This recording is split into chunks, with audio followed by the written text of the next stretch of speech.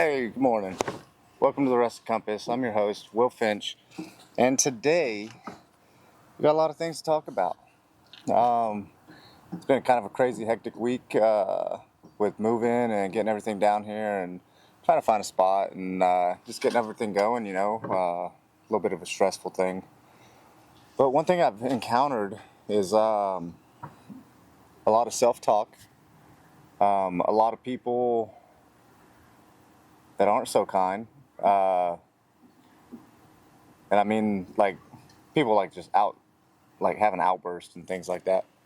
I was driving the other day and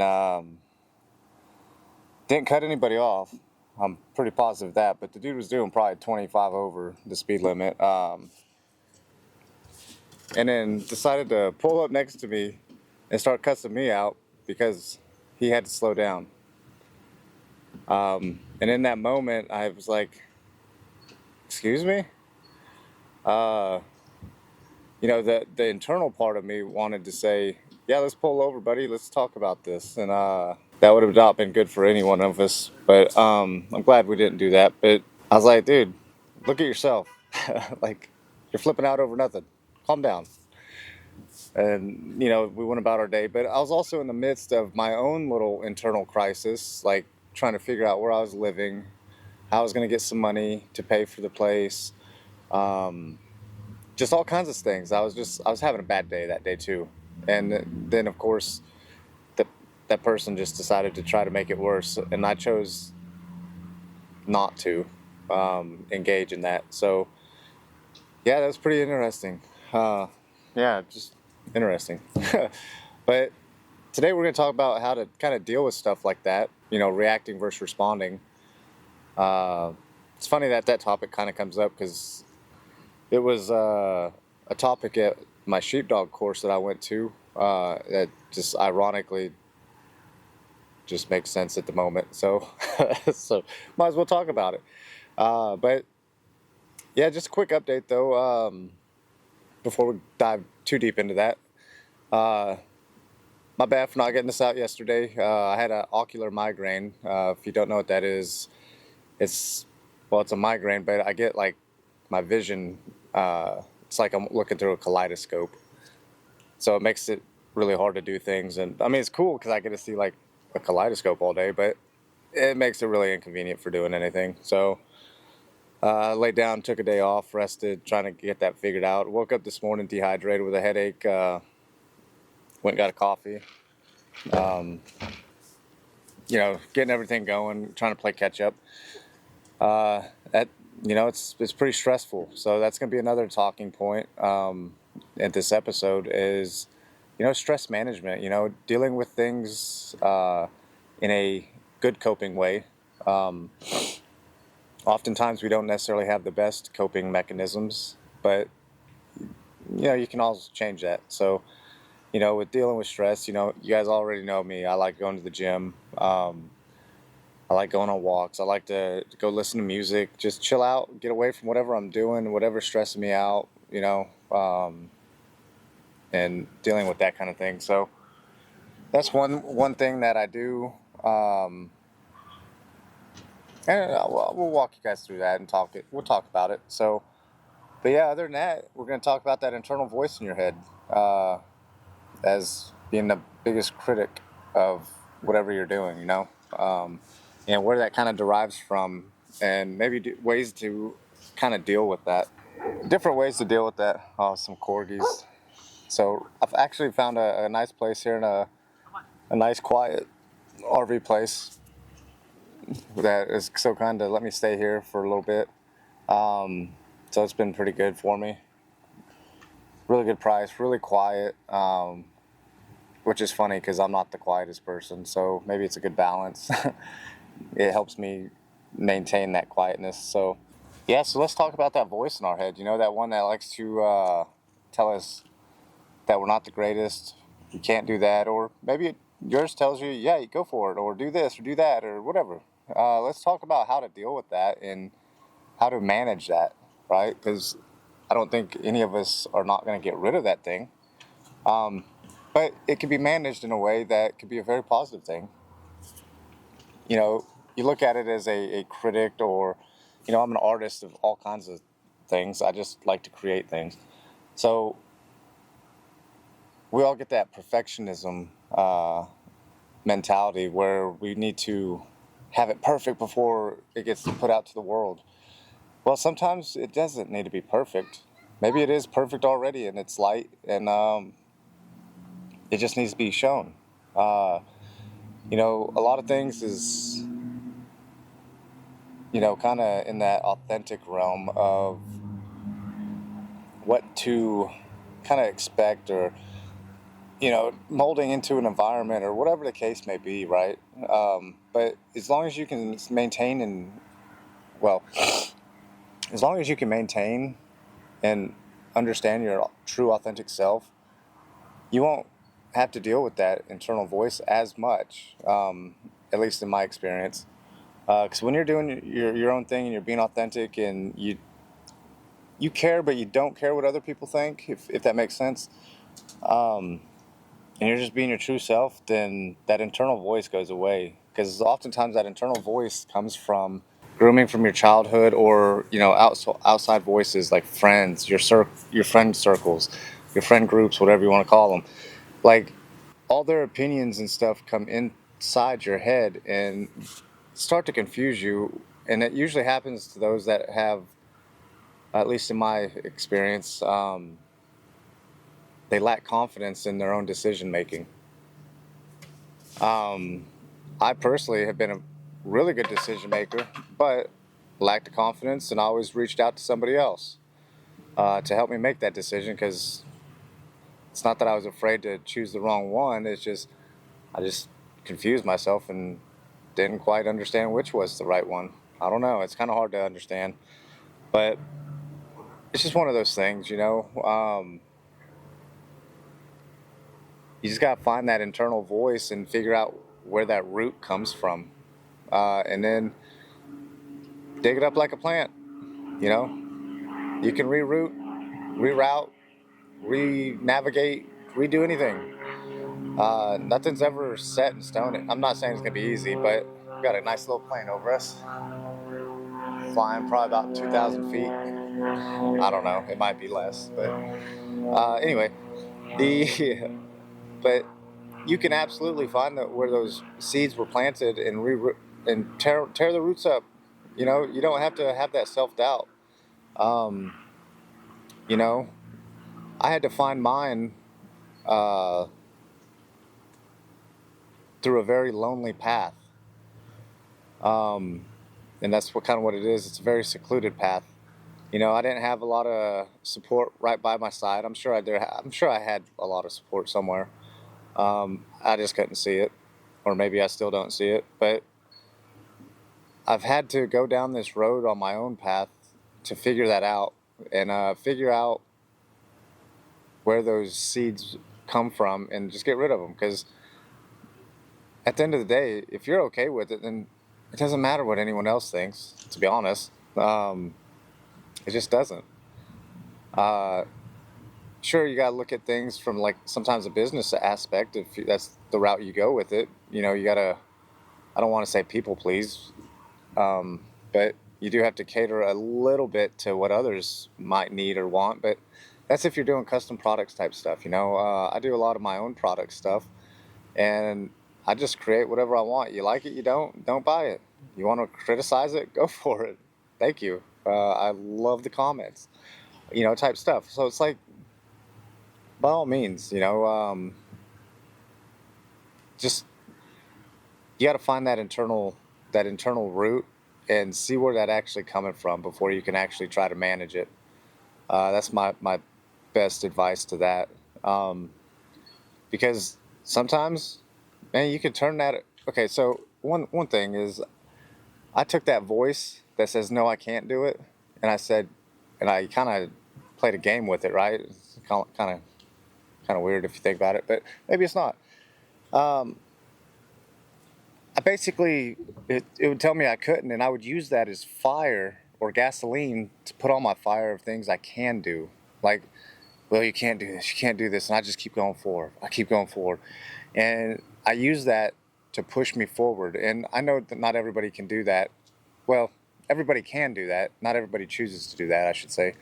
But you got to find that inner strength to be able to do stuff like that, or even just use it in a way that helps you get to your, or I guess helps accomplish your goals, right?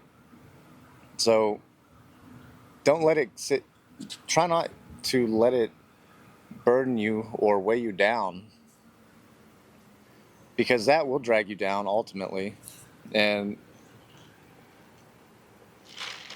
that starts a nasty little cycle that you don't want to get into. But you got to be able to recognize that too. And how do you do that? Well, you have to be self-conscious. So you got to be aware of what you're doing and why you're doing it. And really, it just takes a little bit of reflection.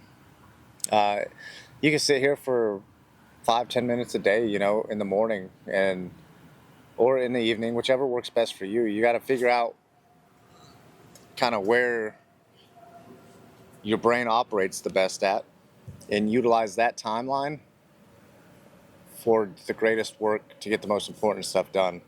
At least that's what I figured out in my stuff. So I get a lot of stuff done at night. I don't get a whole lot done in the morning. Well, I take that back. I don't get stuff done in the middle of the day. If I wake up early and I start early, I can get stuff done. My middle of the day, not so much. Evening, I get a lot more stuff done too. So I got to work in those two time frames and to get all my important stuff done. But back to what I was saying, I got a little off sidetrack there, or I got sidetracked there, not off sidetrack, because that would put me right back on, right? I don't know.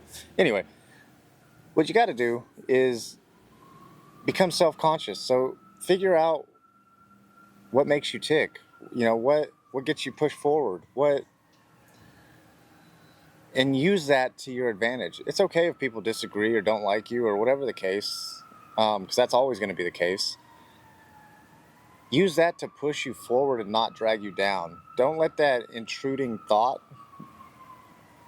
poison your mind. You got to obtain mental clarity.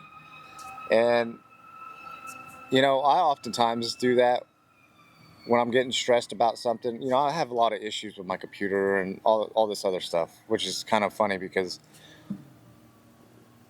I kind of had a background once in computers, so it makes it even worse. Uh, See, there's the internal thing. But it doesn't really make it worse. It's just a problem I haven't been able to fix yet. But the thing is, you got to find your method of dealing with those things.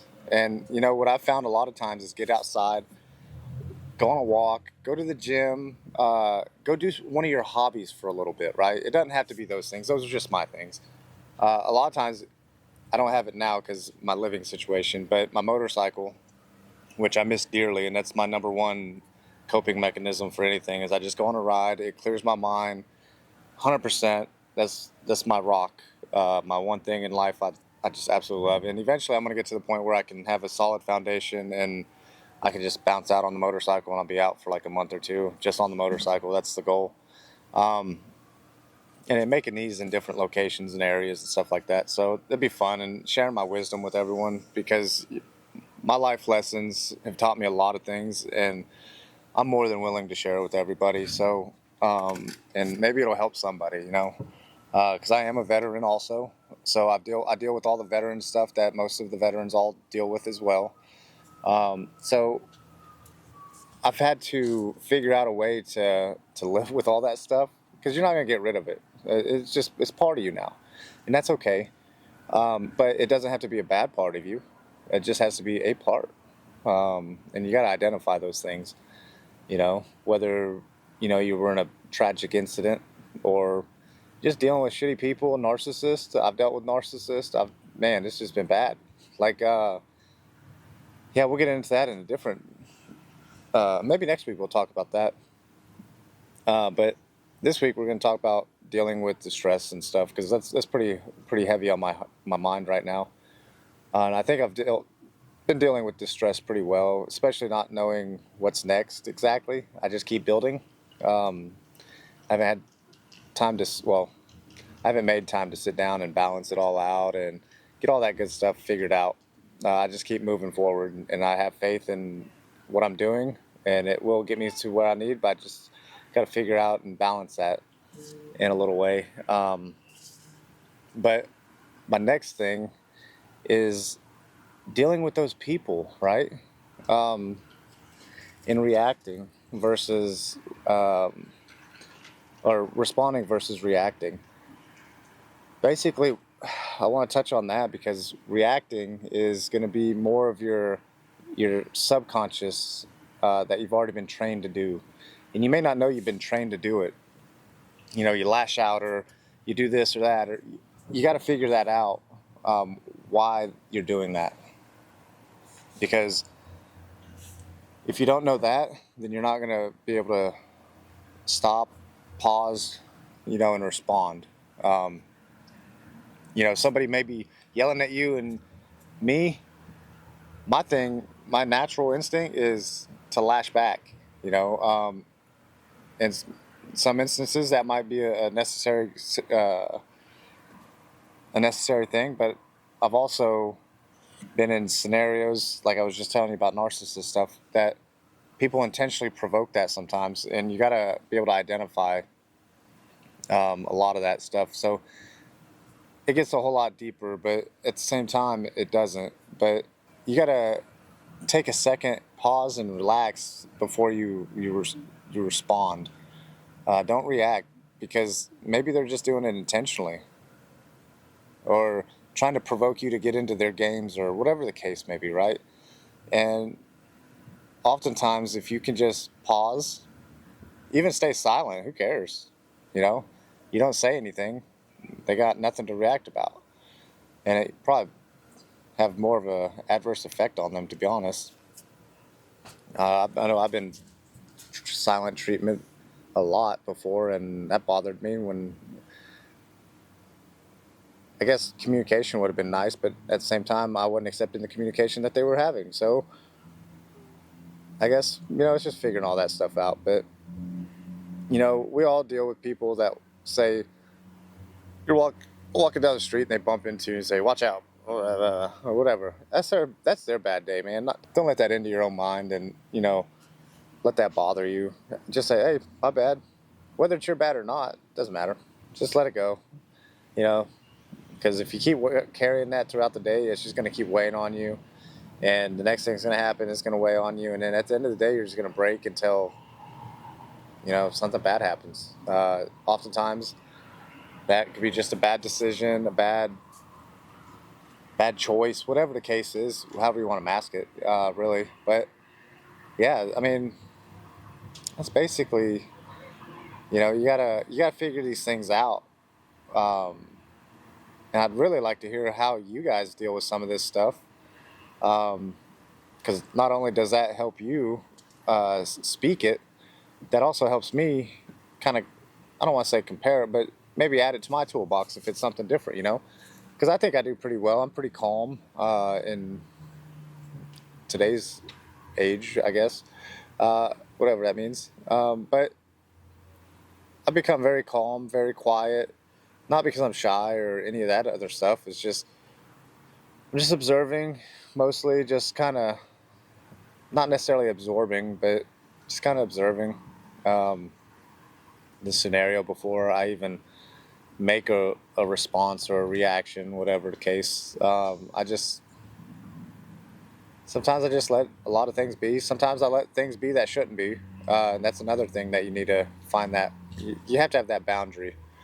Um, I think otherwise, just things are just going to keep happening to you that may not be they're not in your control by no means. But once you set that solid boundary, I think